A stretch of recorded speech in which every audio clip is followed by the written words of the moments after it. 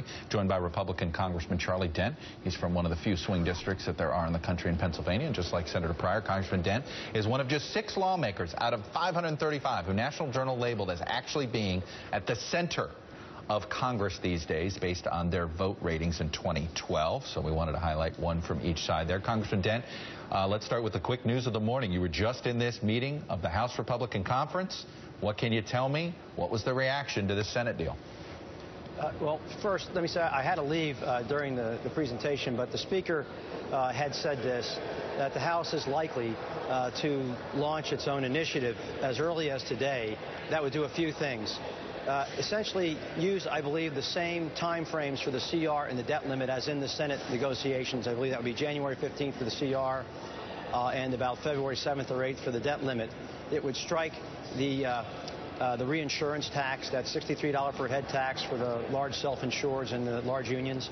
That would be out and replaced with a 2-year delay of the medical device tax, plus a variation or a derivative of the VITR language, minus the congressional staff, but it would affect Congress and I think the White House and White House staff.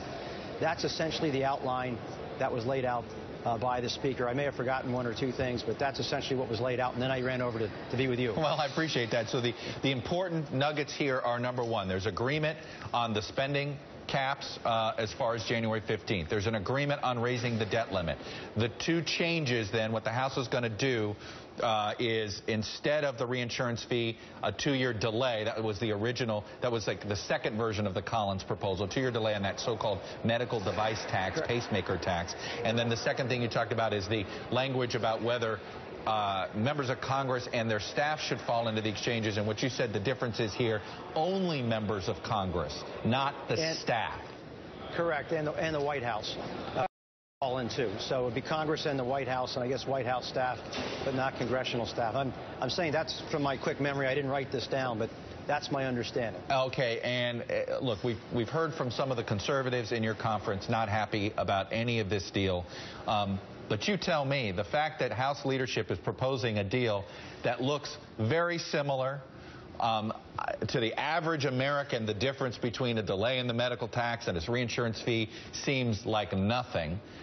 Does this tell you this deal is going to happen? It just depends now on how to procedurally move it through?